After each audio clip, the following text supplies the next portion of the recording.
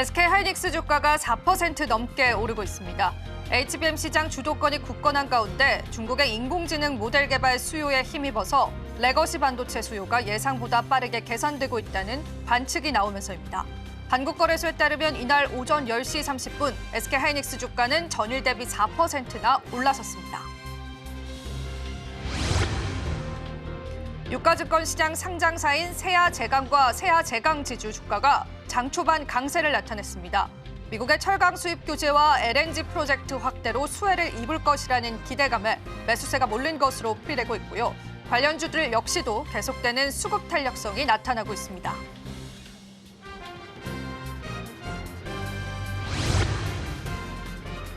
우크라이나가 미국이 제안한 30일간의 잠정 휴전을 받아들면서 12일 장 초반 우크라이나 재건조로 묶였던 종목들이 강세를 나타냈습니다. 오전 9시 35분 기준으로 아이톡시는 전거래일 대비해서 6.5% 올라섰고요. 다양한 관련주들의 수급 유입이 계속되고 있습니다.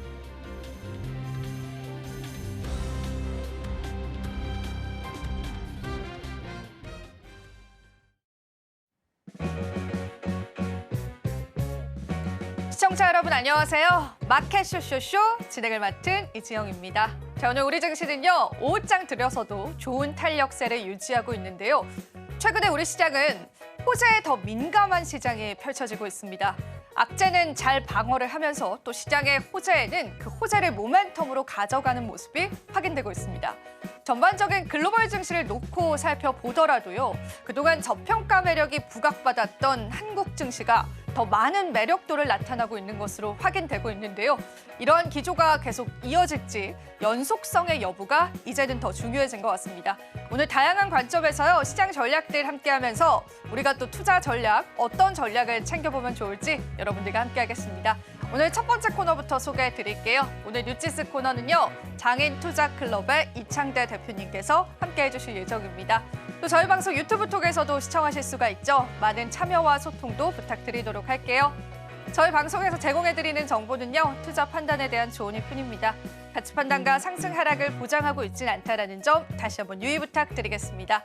자, 그럼 마감 시작까지 저희와 함께 꼼꼼한 전략들 한번 챙겨보시죠. 마켓 쇼쇼쇼 1부 본격적으로 출발합니다.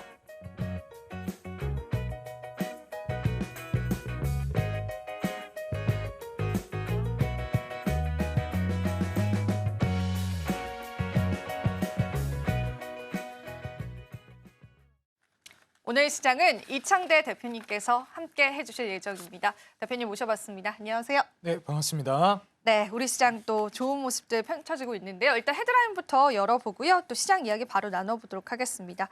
자, 오늘 첫 번째 헤드라인은 이 이야기를 안 할 수가 없습니다. 종전이 이제는 기대감이 아니라 현실화됐습니다. 그래서 이제 관련주들의 움직임들도 보여주고 있는데요. 오늘 이 헤드라인 꼽아보신 이유가 무엇일까요? 일단 이제 그동안은 젤렌스키 대통령이랑 트럼프가 회담을 하면서 마찰이 있은 이후에 이 인프라 관련된 종목들이 좀 소강 상태에 접어든 상태였습니다. 근데 이제 앞으로는 종전이 이제 좀 가까워질 수 있겠다는 기대감이 계속 불러올 거라고 예상이 되고 있고요. 결국 이제 트럼프를 중심으로 해서 종전으로 가는 방향성 자체는 변하지 않을 거라고 예상이 되고 있어요. 우크라이나 쪽에서도 만약 이걸 계속해서 뒤로 미룬다거나 어찌 보면 트럼프나 이제 이 화해 무드에 계속 불참을 하게 되면 불이익을 받을 수밖에 없는 입장이거든요. 좀 억울한 입장을 우크라이나 쪽에서는 계속 표명하고 있기는 한데 사실 어쩔 수 없다고 생각이 듭니다. 뭐 약소국의 서러움이다 이렇게 많이 얘기하는데 미국에서 이제 지원이 없게 되면 금방 이제 또 전쟁에서는 패전으로 갈 가능성이 굉장히 높은 상황이거든요. 그래서 지금 현 상황에서 어느 정도 합의를 도출해내고 마무리하는 국면이 우크라이나 쪽에서도 좀 유리하지 않을까 예상이 됩니다. 결국에는 방향성 자체는 이제 종전으로 갈 가능성이 높은데 이번에 다시 이제 회담을 한다거나 합의를 이제 도출하게 되면 종전이 거의 사실상 현실화되는 국면으로 갈 거로 예상이 되고 있어요. 여기서 이제 중요한 게 제가 이제 재건이라는 키워드에 너무 꽂히지 마시고 인프라 쪽으로 좀 넓게 보시라 이렇게 좀 많이 말씀을 드렸습니다. 근데 우리가 이제 시장에서 계속 재건 여기에 키워드를 맞추는 이유가 뭘까? 여기에 대해서도 이제 좀 고민해 보실 필요가 있는데요. 일단 우리가 이제 재건이라는 키워드는 결국 종전이 돼야 됩니다. 우리가 인프라라는 것도 지금 경기가 어려운 상황이기 때문에 인프라 사업을 통해서 경기를 살리자라는 이런 정책의 일환인데 인프라 정책이라는 거를 해봤자 전쟁이 나가지고 다시 부셔버리면 인프라를 하는 의미가 없잖아요. 그렇기 때문에 지금 당장 그 해당 국가, 뭐 러시아나 우크라이나나 뭐 중동이나 전쟁이 이루어지고 있는 그 지역이 아니더라 하더라도 세계적으로 이 전쟁 분위기가 계속 팽배해져 있으면 재건이라든지 특히 인프라 관련된 사업을 다른 국가들도 하기가 좀 꺼려집니다. 본격적으로 이제 시행하기가 어렵다라는 뜻이에요. 근데 이제 이런 종전과 평화 무드가 이제 형성이 되게 되면 다른 국가들도 특히 이제 미국을 중심으로 인프라 사업이 본격적으로 시작될 가능성이 높습니다. 그럼 다른 국가들도 그 산업 흐름이라든지 패러다임을 따라갈 가능성이 높아요. 미국만 그런 게 아니라 다른 나라들은 불경기가 훨씬 더 지금 심각한 상황이거든요. 그래서 뭐 중국을 비롯해서 다른 국가들도 내수를 중심으로 한 인프라 정책을 계속 쓰려고 하고 있는 단계라 이제는 앞으로 인프라 관련된 종목들 급물살을 탈 수 있겠다. 저는 조심스럽게 좀 예상해 봅니다. 네.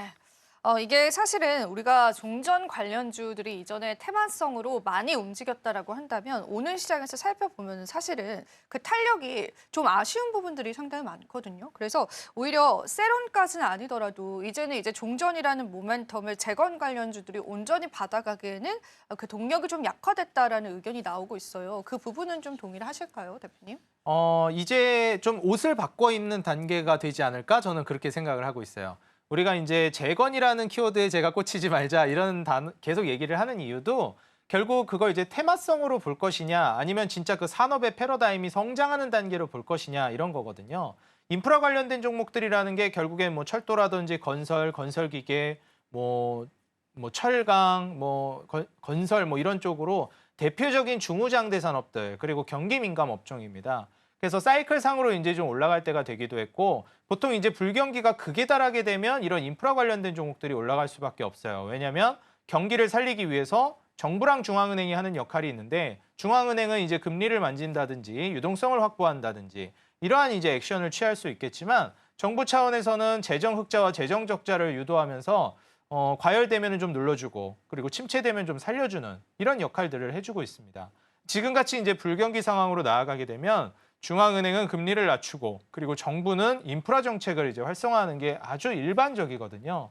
그래서 지금 불경기가 만연해 있고 미국마저도 이제 불경기에 빠져 있는 상황입니다. 그래서 그런 과정 하에서는 인프라 정책을 이제 활성화할 건데 인프라 정책을 활성화하지 못하게 막고 있던 게 전쟁이거든요. 앞서 말씀드렸듯이 애써서 다 지어놨는데 다시 전쟁이 안 끝나가지고 또 부셔버리면 이게 의미가 없습니다. 그래서 딱 깔끔하게 종전이 이제 잡힌 상황에서 인프라 정책이 본격적으로 활성화될 거로 보고 있어요. 그래서 저는 오히려 재건이라는 키워드에 좀 집중을 하시기보다는 종전이 됨으로써 인프라 정책이 활성화돼서 그로 인한 경기를 살리기 위한 정책들이 미국뿐 아니라 전 세계적으로 발생할 것이다.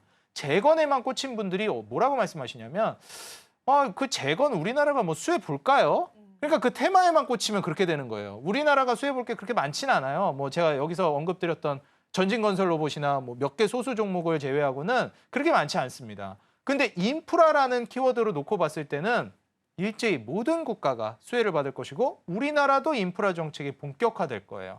그래서 이런 점을 이제 집중해서 보신다면 뭐 세론이라든지 이런 이슈 나올 수도 있어요. 뭐 재건이라든지 이런 재료들이 이제는 뭐 좀 계속 있어 왔던 이슈고 새로울 게 없는데 생각하겠지만 인프라라는 카테고리로는 앞으로 쭉 성장이 본격화될 것이다. 이렇게 한번 시선을 잡아보시면 좋을 것 같습니다. 그러니까 재건주를 우리가 재건주에만 매몰돼서 생각을 한다면 한계가 분명히 보입니다. 그래서 지금은 옷을 탈바꿈하는 과정이다라는 그런 관점에서 인프라라고 하는 키워드를 여러분들이 다시금 생각해 보시면 좋을 것 같고요. 실제로 지금 또 인프라 투자 관련해서 계속되는 호재 소식들이 들려오면서 전력 설비 쪽 같은 경우에도 오늘 오히려 좀 탄력이 좋더라고요. 근데 여기서 제가 한 가지 또 짚고 가고 싶은 거는 이게 종전이 아니라 휴전이다라는 키워드에 또 우리가 어느 정도의 의문점을 제기할 수 있을 것 같아요. 그러니까 네. 휴전이다라고 하는 건 언제금 전쟁이 다시금 도래할 수 있다라는 걸 얘기하기 때문에 그 부분에 관한 리스크들은 없을까요? 이거는 트럼프 1기 정부 때를 좀 돌이켜보면 어느 정도 예상을 해볼 수 있는 부분도 있다고 생각해요. 일단 우리가 이제 트럼프 1기 정부 때를 생각하면 우리나라가 아주 직접적으로 영향을 받았던 국가기도 했습니다. 남북경협 이슈가 정말 컸잖아요. 그래서 그때 당시에 테마도 정말 크기도 했고 이게 현실화될 거라는 기대감이 많이 있었어요. 근데 이제 지금 러우 전쟁 같은 경우에는 종전이 아니라 휴전으로 가는 것이 아니냐 이런 우려들도 나옵니다. 근데 이제 중요한 건 어찌됐건 이제 이 전쟁 자체가 이제 마무리 단계로 가고 있다라는 게 중요하다라고 생각이 들고요. 종전이 된다, 휴전이 된다. 물론 이제 종전이 훨씬 더 좋겠지만 종전으로 가는 그 단계, 방향성에 있다라는 거는 저는 충분히 좀 메리트가 있다라고 봐요. 다만 여기서 좀 주의해야 될 만한 부분은 말씀해 주셨다시피 그럼 중간중간에 다시 또 전쟁 모멘텀이 불거질 수도 있는 것이 아닌가 이런 우려는 있어요. 근데 그 과정 안에서 방산주들이 또 급작스럽게 튄다든지 이런 모멘텀은 계속 나와줄 겁니다.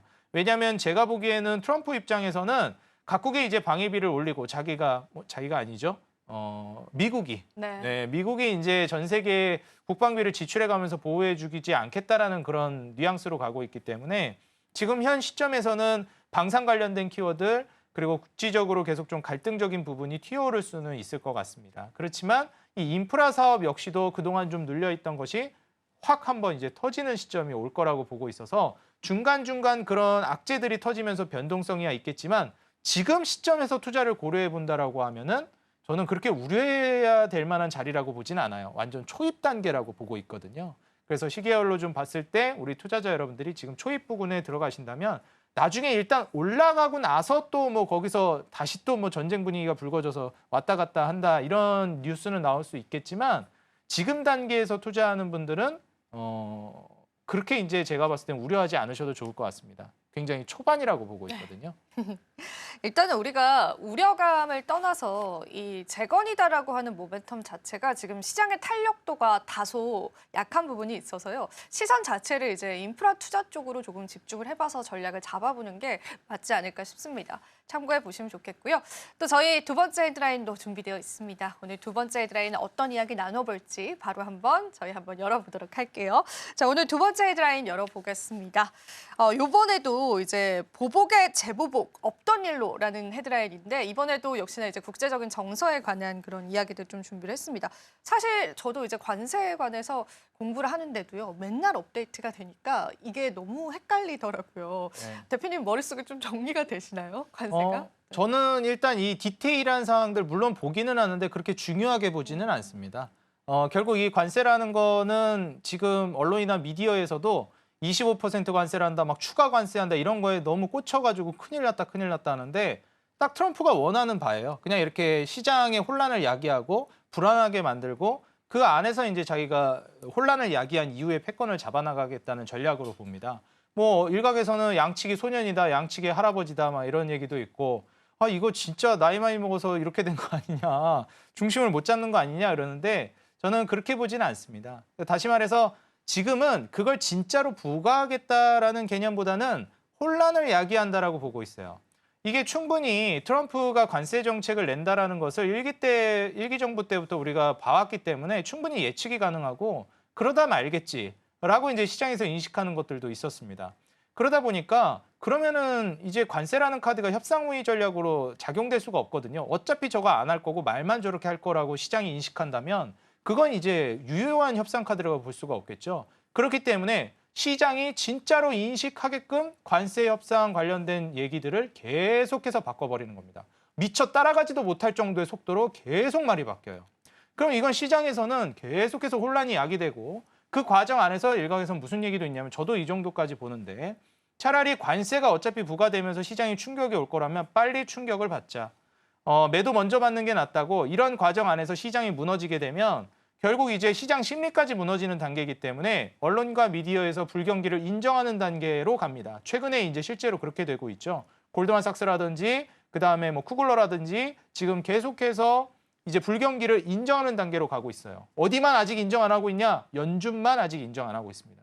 물론 이제 연준은 관세 때문에 금리 인하를 못 한다 이러는 것인데 뭐 최근에 이제 에너지 가격을 떨어뜨리고 있다라는 점 고려해 봤을 때는 충분히 저는 앞으로 이제 이 협상 전략을 통해서 우리가 너무 휘둘릴 필요까지는 없을 것 같다 좀 말씀을 드리고요.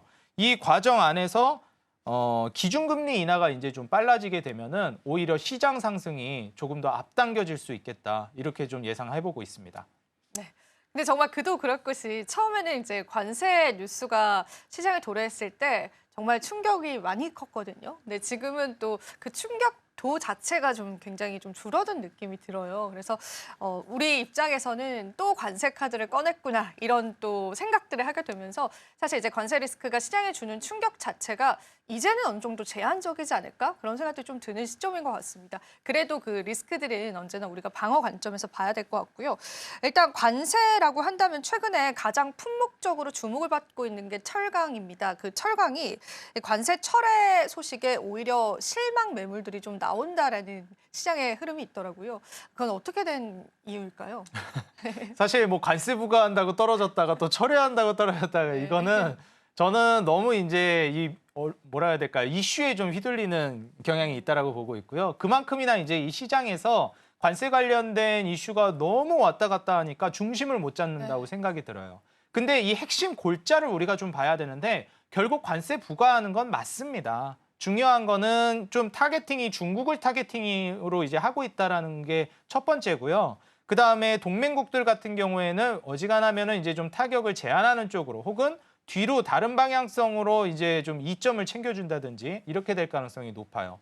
그리고 무엇보다도 이제 핵심적인 부분은 철강 관세 관련해서도 결국 수요 자체는 늘어날 거라는 겁니다. 철강뿐만 아니라 관세를 부과하는 업종들이 단기간에 관세 충격으로 인해서 좀 어려울 것 같다라고 시장은 평가하지만 제가 말씀드렸죠. 돈 되지 않은 산업이고 육성할 필요도 없는 산업이면 애초에 관세 부과할 필요도 없습니다. 앞으로 그 산업을 육성할 것이고 그리고 그게 니즈가 올라가면서 수요가 올라가면서 가격이 뛸 걸로 예상되니까 미리 관세 세팅을 해놓는 거예요. 자, 그렇다면 철강을 관세 세팅한다는 건 또 뭘까요? 조선도 있고 여러 가지가 있겠지만 인프라 사업을 이제 본격적으로 할 거거든요. 인프라 사업을 하면 천문학적으로 들어가는 게 철강입니다.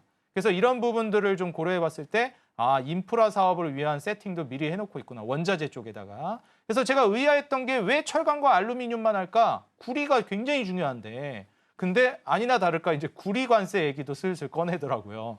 그래서 이런 이 원자재 쪽은 앞으로 계속 성장 모멘텀을 가져갈 가능성이 굉장히 높다. 산업 파이 자체를 키울 것이다. 여기에 포커스를 맞추신다면 관세 때문에 올라간다, 철회한다고 뭐 올라간다 이런 식으로 이제 접근하시기보다 전체적인 흐름이 이제 올라가는 방향, 육성되는 방향으로 보셨을 때 이점이 될 것이다. 철강주는 앞으로도 계속 좀 강세를 보일 가능성이 높다. 이렇게 좀 보시는 게 좋을 것 같습니다. 네, 우리가 이슈에 매몰되다 보면 사실 전략 잡기가 더 어렵거든요. 오히려 산업적으로 접근을 해보셔서 보다 좋은 해안을 가지셨으면 좋겠습니다. 그런 맥락에서 대표님께서 코멘트 해주셨다고 보시면 되고요. 자, 오늘 헤드라인은 또 저희가 여기서 한번 정리를 해보고요. 이어지는 코너도 소개해드릴게요. 은혜로운 섹터 준비되어 있죠. 자, 은혜로운 섹터 오늘 첫 번째 이야기는요. 한화에너지 상장에 관한 이야기들 하나하나 좀 풀어볼 예정이고요. 그리고 최근에 이 해외 투자자들의 뭉칫돈이 홍콩으로 가고 있다고 합니다. 어떤 연유인지 글로벌 증시의 자금 흐름들도 여러분들 체크해 보시면 되겠습니다. 자, 그럼 시장 한번 살펴보고 오시죠. 은혜로운 섹터 이어집니다.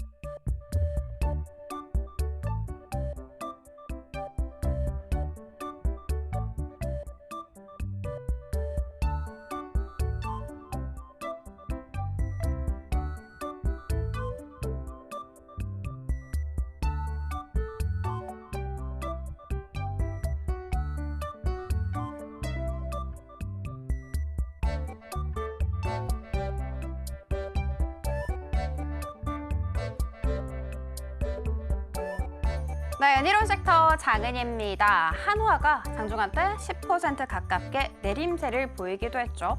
한화그룹에 어떤 이야기가 있었는지 짚어보도록 하겠습니다. 일단 한화에너지가 IPO 작업을 본격적으로 시작했다라는 소식이 들어왔죠. 한화에너지는 전력을 생산하고 공급하는 에너지 기업인데 여기에서 중요한 포인트는 오너 일가가 지분 전량을 보유하고 있는 그룹 내 유일무이한 회사라는 부분입니다. 지분 구조 한번 살펴봤더니 한화그룹의 김승연 회장의 세 아들이 100%를 보유하고 있더라고요. 순서대로 장남인 김동관은 50%, 차남인 김동원은 25%, 삼남인 김동선도 25%씩 보유를 하고 있었습니다. 자, 그러면 왜 갑자기 IPO를 하는지 살펴봐야 될 텐데 가장 큰 이유는 돈이 필요해서입니다. 하나에너지는 지난 수년간 계열사 및 태양광 사업에 좀 적극적으로 투자를 하면서 빚이 많이 늘어났어요. 21년 말 기준으로 살펴봤더니 순 차입금 규모가 2조 7천억 원대였거든요. 그런데 24년 9월 말 기준으로 살펴봤더니 2조가량이나 늘어나게 됐습니다. 회사 재무구조 개선해야겠죠. 그래서 자금이 필요해진 것입니다. 자, 그렇지만 시장에서는 이 일을 두고 단순한 자금 조달을 넘어서서 경영권 승계와 깊은 연관이 있을 것이라고 보고 있습니다. 자, 그러면 시장은 왜 이렇게 의심의 눈초리를 보고 있을까? 지분 구조 한번 살펴보시면 알아갈 수가 있습니다. 현재 하나그룹의 핵심 지주사 역할을 하고 있는 쪽은 바로 한화입니다. 그런데 한화의 2대 주주가 바로 한화에너지죠. 한화에너지는 한화의 지분 22%가량을 보유를 하고 있습니다. 그리고 시장에서는 한화에너지가 이번 IPO를 통해서 번 돈으로 한화 지분을 본격적으로 늘릴 것이다 라고 예상을 하고 있습니다. 지금 표를 통해서 알아갈 수 있듯이 김동관, 김동원, 김동선 같은 경우에는 한화의 지분을 각각 4% 혹은 2%만 보유를 하고 있는 상황입니다. 그룹 내에서 좀 영향력이 적다라고 볼 수가 있겠죠. 자, 그렇지만 이 삼형제가 보유를 하고 있는 한화에너지가 만약에 한화 지분을 늘리게 된다면 자연스럽게 비례해서 삼형제 그룹 내 영향력은 커지게 되는 이런 구조를 갖고 있습니다. 자, 그리고 업계에서는 한화와 한화에너지가 결국에는 합병을 할 것이라고 전망하고 있습니다. 합병된다면 삼형제는 그룹의 지배권을 자연스럽게 확보할 수 있겠죠. 그리고 일각에 따르면 상장 과정에서 삼형제가 갖고 있는 이 한화에너지가 지분을 다 매각을 해서 번 돈이 있을 거잖아요. 그 돈을 상속세 등 승계자금으로 사용할 것이라고 예상하고 있습니다. 하나그룹은 당연히 전면 부인을 하고 있는 상황, 승계자금으로 활용을 하거나 한화 합병할 계획 전혀 없다라고 일축을 하긴 했습니다만 앞으로의 한화에너지 행보 이어가 주시면 좋을 것 같습니다. 자, 두 번째 이슈 살펴보도록 하겠습니다. 우리 한국 투자자들이 홍콩 증시에 다시 적극적인 포지션을 취하고 있는 것으로 알려졌죠. 지난 2월 살펴봤더니 우리 국내 투자자들이 홍콩 주식 2,700억 원가량을 매수한 것으로 나타났습니다. 22년 3월 이후 최대치였고요.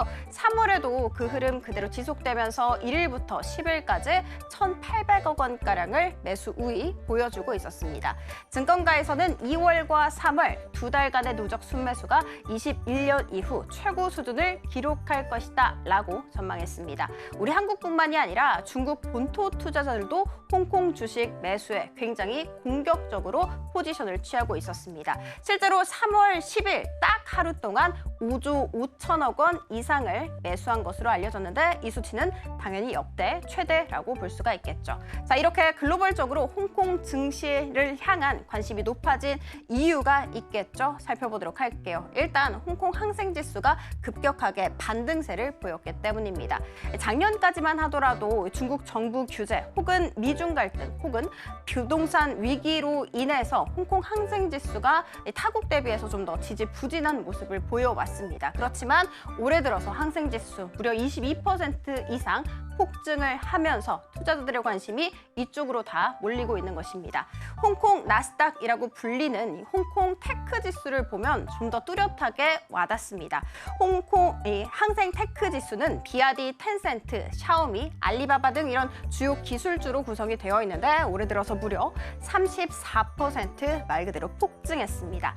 같은 기간 미국의 나스닥이 6% 가깝게 조정을 받은 것을 감안하면 상당히 대조적인 흐름이라고 볼 수가 있겠죠. 했죠. 정리하자면 중화권 기술주의 매수세가 쏠리면서 홍콩 증시가 전반적으로 상승세를 그리고 있다라고 보시면 좋을 것 같습니다. 자, 이렇게 기술주 강세 보이는 이유도 살펴봐야 될 텐데 그 중심에는 바로 딥시크가 있었습니다. 텐센트 같은 경우에는 자사 메신저 앱에 딥시크를 테스트하고 있고요. 바이두 같은 경우에는 딥시크와 자사 검색 엔진을 완전히 통합하는 계획을 추진하고 있습니다. 자, 그리고 비아디 같은 경우에도 딥시크 기술을 활용해서 자율주행 시스템을 개선한 바가 있죠. 이렇게 AI 기술을 적극적으로 활용하는 기업이 늘어나면서 중화권 기술주들이 주목을 받고 있는 것입니다. 자, 심지어는요, 중국판 M7이 등장했습니다. M7의 이름을 올리고 있는 것은 SMIC, 알리바바, 샤오미, 비아디, 레노버, 텐센트, 메이탄이었고요. 보이시는 것처럼 주가 상승률이 올 들어서 정말 엄청납니다. 그럼에도 불구하고 메리츠증권에서는 이 중국판 M7이 중장기적으로 더 추가 상승할 수 있기 때문에 비중 확대를 권한다라고 코멘트했다는 점 체크해드리도록 하겠습니다. 자, 그러면 무조건적으로 좋기만 할까? 그건 또 아닙니다.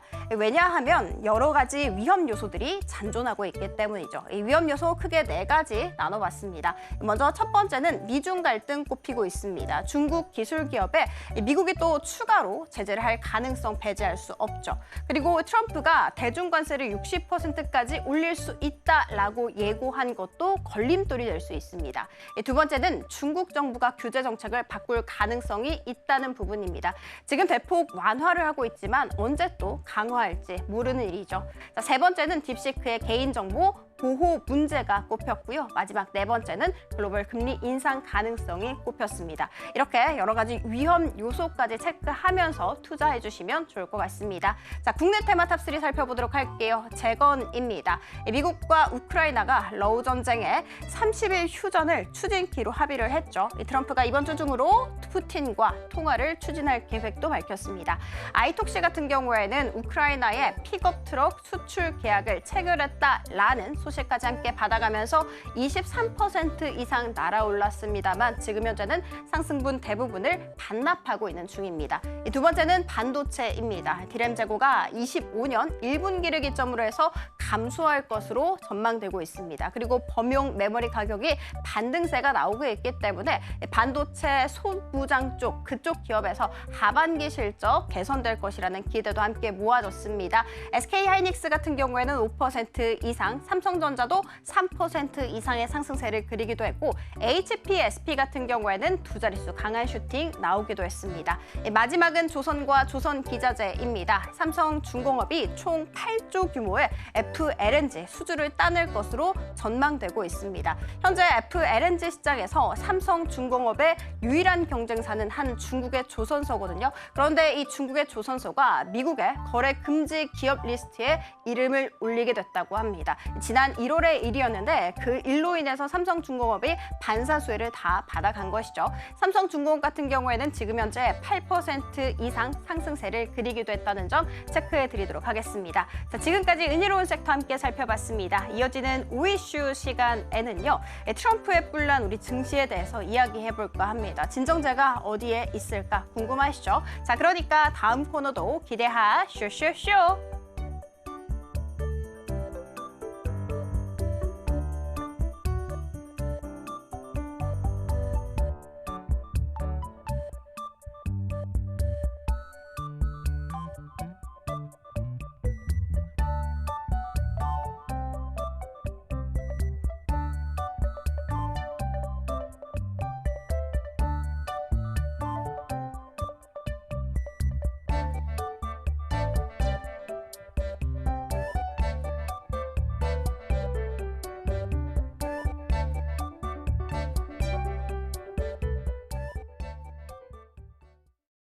네, 은혜로운 섹터를 통해서 우리 시장 보다 자세히 들여다봤다면요. 이제 우리 시장 한 줄평으로 한번 표현을 해보겠습니다.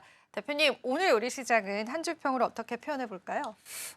일단 최근에 이제 흐름 자체는 저는 기준금리 인하가 좀 빨라지지 않을까. 좀 이렇게 예상을 해봅니다. 그쪽에 베팅을 하고 계십니까? 네. 아무래도 이제 최근에 제가 좀 계속 강조드렸던 게 매를 좀 빨리 맞는 게 낫다 이렇게 좀 강조를 드리는데 트럼프가 이제 아예 인정을 해버렸잖아요. 경기 침체를 이제 불사하겠다, 관세 밀어붙이겠다 이런 식으로 또 얘기를 했기 때문에 이렇게 되면은 당연히 이제 경제 전망치가 좀 낮아질 수밖에 없고 앞서 말씀드렸던 골드만삭스에서도 경제 전망치를 2.4%에서 1.7%까지 0.7%포인트까지 낮춰버렸습니다. 그러다 보니 이제 앞으로 이 불경기 관련된 모멘텀이 조금 더 강하게 확산될 가능성이 높고요. 올해 초부터 특히 이제 한 3월 정도부터 발표되는 경기 지표들은 삐걱대는 것이 이제 드러날 것이다 제가 말씀을 드렸습니다. 왜냐하면 이제 연말 특수도 사라지는 올 초부터는 좀 둔화되는 경기 흐름에 대한 지표들이 드러나는 게 한 2월, 3월부터거든요. 그래서 3월부터 나타나는 이제 경기 지표들이 굉장히 좀 본격화되는 단계일 거예요. 근데 이제 3월 달에 드러나는 지표들부터 지표가 이제 드러나는 거에다가 시장이 그걸 인정하는 단계가 또 중요한데 트럼프 발언 이후에 시장이 그걸 인정하는 단계로 가버렸죠. 아, 불경기 맞다 하면서 와르르 무너졌죠. 불경기를 인정하면서 증시가 무너졌습니다. 자, 그럼 이 과정 안에서 인정하고 무너지고 그리고 이걸 살리기 위한 금리 인하 정책까지가 한 세트예요. 그리고 나서 증시는 이제 대세 상승으로 갑니다. 그래서 창조적 파괴 제가 계속 강조를 드렸는데 그 창조적 파괴가 드디어 왔다. 아니 하락하는 걸 막 좋아하는 거냐? 아닙니다. 이거를 뒤로 계속 딜레이 되면서 천천히 매를 맞으면 더 고통스러워요. 그 고문 중에 한 방법이 이제 유명한 게 있는데 사람을 묶어놓고 위에 물방울을 톡톡 떨어뜨리는 그런 고문이 있다 뭐 들었어요. 근데 물방울 떨어뜨리는 게 무슨 고문인가 하는데 이게 계속 그렇게 이제 맞으면 사람이 가만히 있는 상태에서 뭐 엄청 힘들다 그러더라고요. 제가 뭐 당해보진 않았지만 이런 식으로 계속 이게 엄청 오랜 시간 동안 이렇게 어려운 국면 이 하방 하락장이 이제 연출이 되면은 굉장히 힘듭니다. 그냥 빠르게 급락했다가 올라가는 게 훨씬 더 좋고 실제로 투자 오래 하신 분들 지금 다 공감하실 거예요. 우리 시청자 여러분들. 빨리 맞는 게 낫다. 그래서 저는 이 과정 하에서 결국에는 이제 매를 좀 빨리 맞는 단계로 가게 되고 그 이후에 이제 우리가 어떻게 될 것이냐로 보면 연준이 이제 인정하고 기준금리 인하를 할 걸로 예상되는데 그 인하한 이후에는 대세 상승장이 나올 가능성이 높다. 다만 금리 인하 전까지는 계속 하락장이 연출이 될 가능성이 높다라고 봐요. 3월 달에는 기준금리 동결할 가능성이 높으니까 한 5월 정도에 인하하지 않을까라는 예측이 슬슬 나오고 있거든요. 그 다음이 바로 이제 5월 초에 기준금리 결정을 하니까 그래서 한 5월 달 정도부터 혹은 올해 한 중순 내지 다시 날씨가 추워지기 전에는 기준금리 인하를 다시 재개할 가능성이 높다라고 저는 점치고 있습니다. 그래서 그때부터 미국이 기준금리 인하를 다시 재개하게 되면 아마 시장 자체도 본격적으로 살아날 가능성이 높으니까 제가 50% 정도의 현금을 계속 강조했잖아요. 그 지점부터는 이제 50%의 현금도 쓰기 시작하시면서 공격적인 베팅에 들어가야 될 만한 시점이라고 저는 내다보고 있습니다. 네, 좋습니다. 자, 그렇다면 저희가 오늘의 이슈 한번 열어보면서요. 또 시장 이야기 바로 좀 나눠보도록 하겠습니다. 자, 5이슈 같은 경우에도 저희가 비슷한 맥락에서 볼 수 있겠습니다. 이 트럼프의 뿔난 증시. 저희가 또 바꿔 이야기하자면 트럼프가 의도적으로 혼란을 준 증시이기도 하죠. 네. 진정제가 있을까요, 대표님? 아무래도 이제 진정제라고 한다면 좀 종전이 중요하다라고 생각이 들고요. 결국 이 협상 카드를 통해서 합의가 좀 도출되는 과정이 중요할 것 같습니다. 상호관세라는 거는 결국에는 진행될 수밖에 없는 카드 중에 하나라고 저는 내다보고 있어요.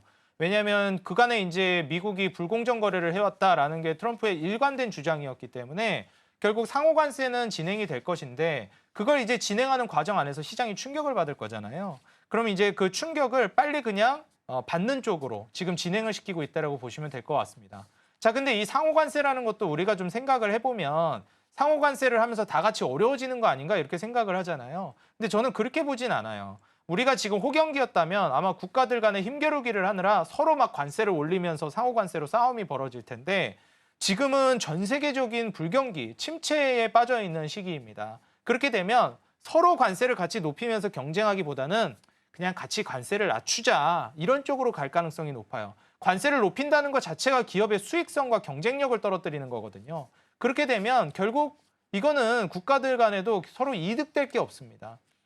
같이 이제 상호 관세를 맞췄을 때 결국 다른 국가가 낮추면 미국도 낮춰준다는 거잖아요. 어떻게 바꿔서 이제 생각을 해보면. 그래서 다 같이 낮추는 쪽으로 갈 가능성이 높고 이렇게 관세가 이제 다 같이 낮아지는 쪽으로 가게 되면 결국에는 시장은 수익성이 높아지면서 다시 좀 올라가는 트리거가 될 가능성이 높다라고 보고 있어요. 그래서 우리 투자자 여러분들이 보실 때도 이 상호 관세라는 거를 굳이 너무 안 좋게 해석할 필요까지는 없을 것 같다. 저는 이렇게 좀 말씀드리고 싶습니다. 좋습니다. 그런데 사실 이제 관세라고 하는 리스크가 저희가 앞전에도 말씀을 드렸지만 시장에 주는 충격도 분명히 있었고요. 이게 또 한켠에서는 인플레이션 촉발에 관한 우려감들도 나오고 있는데 백악관에서는 왜 관세라는 키워드가 장기적으로는 도움이 될 것이다라고 보는지 그 의도를 조금 더 파악해 보면 좋을 것 같아요. 대표님께서는 어떤 이유에서 그렇다고 생각하세요? 아무래도 이제 이 미국 같은 경우에는 계속해서 이제 관세에 대해서 방금 말씀드렸듯이 네. 이점을 좀 가져가기 위한 협상 카드로도 좀 보고 있고, 그다음에 상호 관세 말씀드렸던 부분처럼 다 같이 좀 낮추는 쪽으로 가게 되면 결국 이제 미국 쪽은 이득을 볼 거라고 봅니다. 그간 미국이 관세에 있어서 좀 불리한 입장에 있었던 건 사실이니까요. 그래서 그런 부분에서 좀 이득이 될 것이다라고 좀 평가하고 있는 것 같고요. 그리고 관세를 이제 부과한 이후에 시장이 전체적으로 좀 가라앉는, 제가 말씀드린 이런 창조적 파괴가 이제 벌어지게 되면 금리 인하를 좀 더 발빠르게 진행할 가능성이 높다라고 보고 있습니다. 실질 금리 자체도 계속 좀 낮추려고 하는 움직임이 나와주고 있기 때문에 금리가 낮아지는 방향, 그리고 이제 종전으로 가는 방향, 그리고 거기에 더 맞춰서 이제 호경기를 기대해 볼 수 있는 정부 정책들이 맞아떨어지게 되면 결국 이제 증시 상승 사이클이 조금 더 빨리 앞당겨지는 거라고 해석해 볼 수 있어요. 그래서 뭐 백악관 측에서도 관세라는 키워드를 마냥 안 좋게 바라보고 있는 것 같진 않다. 그 과정 안에서 좀 충격이야 있을 수 있겠지만 계속해서 좀 밀어붙이려고 하는 흐름이 나오고 있지 않나, 저는 그렇게 보고 있습니다. 그러면은 관세 이야기 한 번만 더 해보자면은 사실 이제 백악관 측에서 생각하는 관세의 의미와 연준 측에서 생각하는 관세의 의미는 좀 다를 것 같아요. 네, 앞서 말씀드린 것처럼 이제 금리 인하가 좀 앞당겨졌다라고 하는데 이게 과연 연준이 원하는 시기이고 원하는 스탠스인지에 관해서는 좀 물음이 들긴 하거든요. 네. 그쪽의 입장은 또 어떨까요? 사실 이제 연준도 그렇고 각국의 중앙은행의 가장 중요한 그 목표, 중앙은행의 이제 설립 목적으로 이제 가장 대두되는 게 고용 안정과 그다음에 물가 안정이거든요. 근데 이제 이러한 부분들에 있어서 지금 부분은 굉장히 좀 불편한 게 사실입니다. 연준 입장에서는. 관세라는 게 결국에는 물가를 어느 정도 튀게 만드는 트리거가 되는 건 분명한 사실이거든요. 그렇기 때문에 연준이 지금 기준금리 인하를 하지 않고 있는 점도 충분히 이해가 되는 행동입니다. 근데 여기에서 이 정부 측에서 어찌 보면 이제 트럼프 정권에서는 계속해서 금리 인하도 해줬으면 좋겠는 거예요. 그리고 금리 인하를, 기준금리를 인하하면서 전체적으로 이제 실질금리 자체도 좀 떨어뜨리는 양상으로 가고, 그 과정 안에서 지금 미국의 천문학적인 부채가 있습니다. 거기서 나가는 이자 비용만 하더라도 어마무시하거든요. 그래서 이자 비용을 낮추기 위한 금리 인하를 계속해서 좀 유도하고 있다라고 저는 좀 생각을 합니다. 결국 이제 불경기가 올 것인데 빨리 그걸 앞당겨가지고 금리 인하를 촉발시키면 지금의 이제 경기 침체 자체가 빠르게 지나갈 수 있겠다라고 이제 해석하고 있는 것 같아요. 매를 빨리 맞는 게 낫다라는 그 해석 자체도 결국엔 금리 인하가 앞당겨지면 앞당겨질수록 침체라는 그 기간 자체가 짧거든요. 그래서 이런 부분들을 좀 고려해 보시면 좋을 것 같고요. 나중에 이제 연준이 실제적으로 금리 인하를 재개하게 될 겁니다. 아주 높은 확률로 저는 그럴 거라고 보고 있어요. 고금리가 유지되는 한, 그리고 고물가가 유지되는 한 경기 침체는 분명하게 올 수밖에 없습니다. 그렇기 때문에 그 경기 침체를 이길 만큼의 경제 성장이 있어야 되는데 지금 그 정도 단계는 아니거든요, 미국이. 그 정도로 고속 성장을 하고 있지는 않습니다. 그래서 경제 성장률은 계속해서 다운되고 있고 전망치도 낮아지고 있는 과정 안에서 고물가 고금리라는 건 경기 침체를 더 악화시킬 것이다. 그러면은 이 물가를 안정시킬 만한 트리거는 결국에는 저유가 정책, 제가 관세랑 에너지 정책은 짝꿍이라고 말씀드렸잖아요. 그래서 계속해서 이 유가를 낮추는, 에너지 비용을 낮추는 전략은 계속해서 이제 활성화가 될 것이고 관세를 상쇄해 줄 거라고 저는 보고 있어요. 그러면은 물가 안정이라는 어느 정도의 이제 키워드가 맞춰지고 조건이 맞춰지고 그다음에 불경기가 심해진다라고 하면 금리를 인하하지 않을 수 없는 여건이 연준 입장에서도 맞춰질 거라고 저는 봅니다. 그래서 결국 좀 시간의 차이가 있을 뿐 올해 중순 내지 말 정도 다시 추워지기 전에는 금리 인하를 이제 할 가능성이 있고요. 트럼프가 그런 환경을 계속해서 조성할 가능성이 높다라고 해석하시면 될 것 같아요. 네, 우리가 또 시장의 큰 변화들을 체크를 해봐야 또 그 안에서 구체적인 전략들 세울 수 있기 때문에요. 오늘 좀 거시적인 관점에서 다양한 이야기들 나눠봤습니다. 자, 오늘도 도움 말씀 고맙습니다, 대표님. 네, 감사합니다.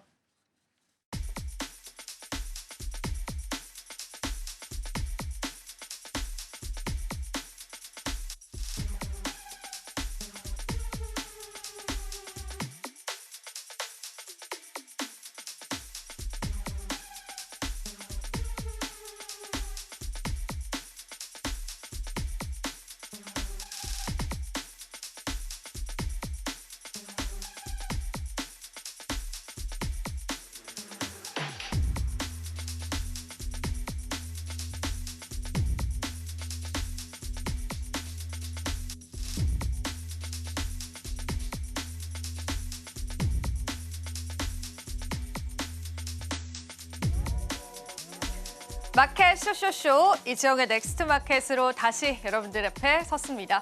자, 오늘도 시장의 다양한 전략들을 잡아드리기 위해서 많은 고민을 했는데요. 우선 오늘 우리 시장은 어제의 상승보다 또 오늘의 상승이 더욱더 두드러지는 시장이었죠. 어제 하락분들을 많이 만회를 하면서 많은 섹터군들이 상승을 했습니다. 그래도 우리가 한 발 앞선 투자를 하기 위해서는요.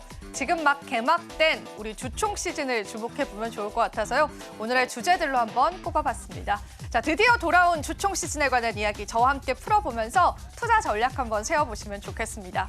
자, 일단 개막이 됐습니다. 3월 달에 상장사의 정기 주총총회 개최일을 보시면요. 3월 첫째 주는 5개사가 주총을 진행을 했고요. 지금 현재 우리가 와 있는 이 둘째 주에도요. 24개사의 주총이 현재 진행 중이고 또 예정이 되어 있습니다. 하지만 다음 주부터가 관건이 될 것 같습니다. 다음 주 같은 경우에는 321개사의 주총이 예정이 되어 있고 그리고 3월 넷째 주가 되게 되면요. 1000개사가 넘는 기업들이 주주총회를 시작합니다. 자, 주주총회를 3월에 하는 이유는 12월 달에 회계 절차를 모두 다 마치고요. 다양한 안건들을 처리를 하게 되는데요. 만약에 이 주총 시즌까지 회계 처리를 마치지 못할 경우에는 굉장히 안 좋은 케이스로 상장 폐지라는 절차까지도 밟게 됩니다. 그래서 주요하게 생각해봐야 할 그런 기업들은요. 여러분들이 포트폴리오를 정리해 보시는 게 현명한 투자일 것 같습니다. 자, 그렇다면 우리가 이 주총 시즌의 관전 포인트가 무엇일까요? 3가지로 좀 정리를 해봤습니다. 첫 번째로는 재무제표 승인을 바라보시면서 이 시장에서 이 기업들의 실질적인 재무 환경들을 체크해 보셔야 될 것 같고요. 많은 분들이 주총 시즌을 가볍게 여기시기도 하지만 적어도 내가 보유한 기업들의 재무제표 승인까지는 여러분들이 꼭 살펴보셨으면 좋겠습니다. 자, 그리고 최근에 주주환원에 관한 내용들이 굉장히 뜨겁죠. 배당금에 관한 결정도 이날 경영권 안건에서 이루어질 예정이고요. 또 임원 선임에 관한 이슈도 있습니다. 그 부분들까지 여러분들이 챙겨보시면 좋겠습니다. 정말 많은 안건들을 처리를 할 건데 그렇다면 우리 시장에서 우리는 어떤 체크 포인트를 가져가면 좋을지 제가 3가지의 체크 포인트를 통해서요. 여러분들에게 투자 전략들 잡아드리겠습니다. 자, 각성한 개미, 돌아온 총수, 그리고 경영권 분쟁이다라고 하는 3가지 키워드입니다. 먼저 첫 번째는요. 주요 대기업들의 주주총회 시즌을 좀 살펴보겠습니다. 이번 주에 기아와 삼성 바이오로직스가요. 주주총회를 열 예정이고요. 삼성전자 같은 경우에는 19일 날 주주총회를 통해서 다양한 안건들을 처리할 예정입니다. 자, 그리고 20일은 현대차와 포스코, 그리고 또 27일로 내려가게 되면요. SK하이닉스의 주주총회도 예상이 되어 있기 때문에요. 이때 또 시장의 변동성들 보시면 좋겠습니다. 마지막으로 28일에는 SK하이닉스까지도 예상이 되어 있기 때문에요. 여러분들이 주요 대기업들의 주주총회 일정들은요. 스크린샷 하셔서요. 한번 체크해 보시면 좋겠습니다. 자, 그러면은 그 첫 번째 키워드이죠. 돌아온 총수에 관한 이야기들 나눠보겠습니다. 삼성전자의 이사의 선임 안건이 진행이 될 예정인데 사실 얼마 전에 이재용 회장이 2심에서 무죄를 선고받고 경영권 복귀에 관한 이야기들이 시장에 긍정적으로 반응이 됐었잖아요. 그런데 사실 이재용 회장의 이사의 선임은 다음으로 미뤄졌다라고 하는데요. 우리가 여기서 주목해볼 이야기는요. 등기 이사에 관한 선임이 대거 이루어질 예정입니다. 이 이사의 선임에 관해서도 제가 일전에 넥스트마켓 통해서 여러분들에게 설명해 드린 바가 있었습니다. 보시면 아시겠지만요. 삼성전자 DS 부문장과 DS 부문의 CTO가 새롭게 선임이 됐습니다. 이 인물들을 보시더라도 삼성전자 측에서는 그동안 좀 기술력이 살짝 뒤처졌었던 반도체 사업 부문에 관해서 그 힘을 낼 것으로 우리가 확인을 해볼 수가 있고요. 사회이사로는 전기공학부 교수를 초빙했습니다. 그러니까 삼성전자의 이러한 기조들은 계속 이어질 거기 때문에요. 돌아온 총수 그리고 다시금 재편된 사회이사, 사내이사에 관한 흐름들 보시면서요. 삼성전자의 추가적인 흐름들도 체크해 보시면 좋겠습니다. 자, 그렇다면 두 번째 키워드로 넘어가 볼까요? 많은 분들이 관심을 가지고 계신 바로 주주환원에 관한 일정들입니다. 특히나 증권사와 은행 관련한 기업들은요. 주주환원 정책을 적극적으로 펼치고 있잖아요. 그래서 그들이 이번 주주총회 시즌을 통해서요. 배당금을 결정하고 분기 바탕에 관한 절차들도 결정할 예정이다라고 합니다. 제가 여기 잘 정리되어 있는 표가 있어서 여러분들에게 함께 공유해드리고 싶어서 가지고 왔습니다. 주요 증권사의 주주총회 일정들을 살펴보시면서요. 이때 또 밸류업에 관한 이야기들이 나올 수 있기 때문에 여러분들이 또 투자 전략으로 가져가시는 것도 하나의 전략이 될 것 같아서 오늘 또 체크포인트 두 번째로 가지고 왔습니다. 자, 그리고 마지막 체크 포인트 살펴보셔야겠죠. 자, 이번에는요, 이 경영권 분쟁에 관한 이슈가 또 한 번 부각이 될 건데요. 그 주인공은 아직까지 시장에 뜨거운 관심사가 되고 있는 고려 아연 최윤범 회장과요, MBK 파트너스입니다. 일단 지금 현재 지분 구조 자체는 MBK 파트너스가 훨씬 더 많은 지분을 가져가고 있습니다. 하지만 이번 주주총회에서는요, 집중 투표제를 도입할 것이냐에 관한 안건을 처리할 건데요. 이 집중 투표제는 최윤범 고려 아연 회장이 제시했던 투표제입니다. 그러니까 소수 주주들도 사외이사, 사내이사를 선임할 수 있는 그러한 투표제인데요. 이 투표제가 이번에 통과를 되느냐에 따라서 고려아연에 관한 운명이 갈릴 것으로 예상이 되어 있습니다. 일단 1차적으로 국민연금은요, 고려아연 최윤범 회장의 손을 들어준 상황이긴 한데요. 해외 법인들이라든지 해외 기관 투자자나 소액 주주들은요, 아직까지 그 행방이 묘연합니다. 그렇기 때문에 어떤 결정이 나올지에 따라서 고려아연에 관한 운명이 결정될 예정이고요. 이 또한 이번 주주총회에서 결정될 예정입니다. 그간 정말 많은 각축전이 있었는데 이번에 아마 결과가 날 것으로 예상이 되고 있기 때문에 여러분들이 이 경영권 분쟁 이슈도 주목해 보시면 좋겠습니다.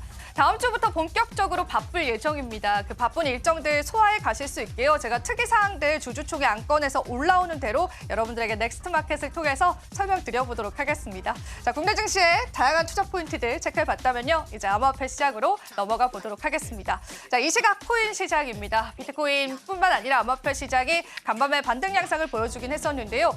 그간 약세를 나타냈었던 이더리움에 관한 온체인 지표를 좀 설명을 드려볼까 합니다. 이 온체인 지표를 제가 자주 보여드리잖아요. 블록체인, 그러니까 암호화폐 시장은요, 그 지갑을 추적할 수 있습니다. 예를 들자면 비트코인 한 개가 누군가에게 전송이 됐다면 그 데이터 기록이 남기 때문에요. 그런 기록들을 토대로 시장을 예측하곤 합니다. 오늘은 이더리움 쪽에 한번 집중을 해볼게요. 자, 이더리움의 실현 가격이 나왔습니다. 2,058달러로 나왔는데 지금 현재 이더리움이 1,800달러 선이거든요. 그러니까 쉽게 이야기를 하자면 지금 현재 많은 투자자들이 이더리움에 관한 손실을 감내하고 있다는 걸 의미합니다. 자, 이러한 감내를 하고 있는 상황에서 만약에 패닉셀 물량이 나올 경우에 이더리움의 추가 하락이 예측된다라는 분석가들의 의견도 나오고 있고요. 현재 이더리움은 계속되는 약세장 때문에 2년 만에 최저의 실현 가격을 보여주고 있다라고 하는 부분들 오늘 온체인 데이터를 통해서 확인해 보실 수가 있습니다.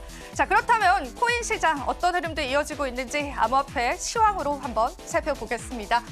비트코인 여전히 반등을 하긴 했지만요. 1억 1,000만 원대를 나타내면서 좋은 흐름을 가고 있지 않고요. 이더리움 같은 경우에도 지금 현재 구간에서는 0.6% 상승했지만 24시간 반등 양상들을 보여주긴 했습니다.